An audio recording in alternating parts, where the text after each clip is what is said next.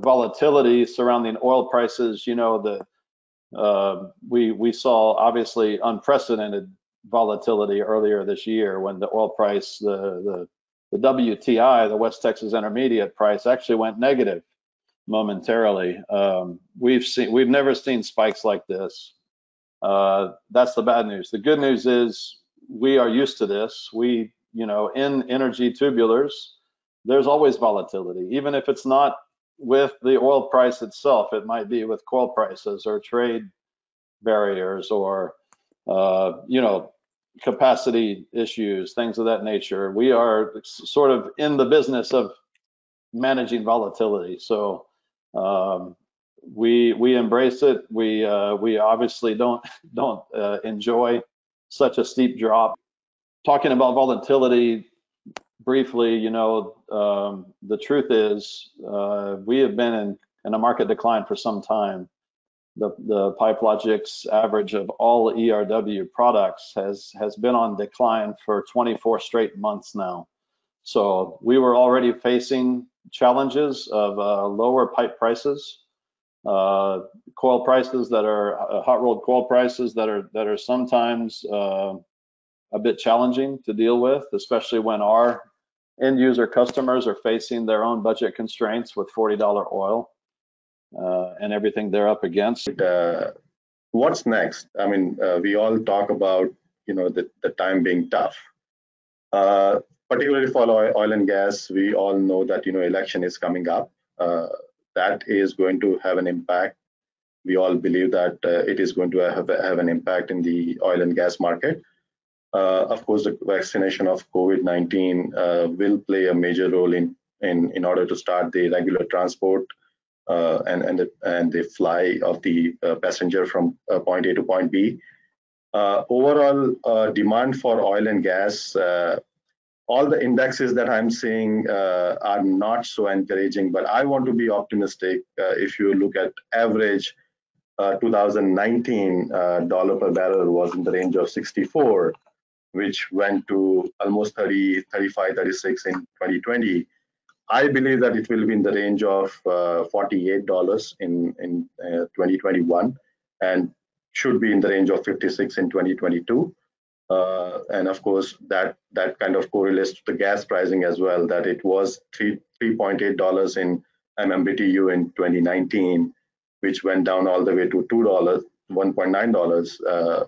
In 2021, I suspect that it will be at $2.5, $2.6 MMBTU. And 2022, I'm hopeful that it goes about $3.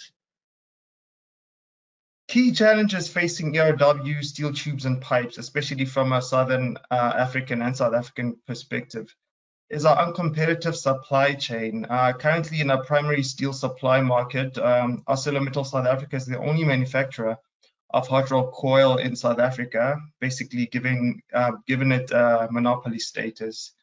South Africa has some of the highest hot rolled coil prices relative to global average costs. Hot rolled coil in South Africa enjoys an 8% safeguard, while ERW steel tubes and pipes have no protection, and there isn't enough competitive transfer or competitive value transfer from the upstream to the downstream. What this has basically done is basically expose a lot of steel tube and pipe manufacturers to outside competition, where we've seen a lot of ERW tubes being imported, and this has basically led to the closure, downsizing, or divestment of several steel tube and pipe manufacturers in South Africa.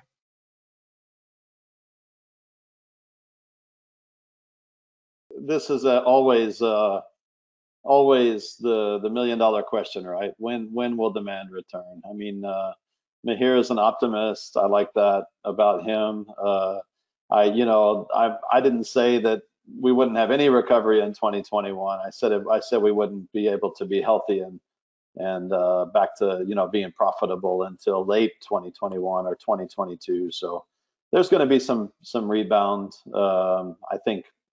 I think middle of next year we'll start to see better times. In the meantime, we're already seeing certain customers add rigs just on the stability of the $40 oil price. So there will be a slow recovery, and then hopefully much better times again in 2022. Yeah, I think on my part, I'll also just be the optimist. I think Mihir said that he hoped that, I think the price of oil will reach, I think, $48.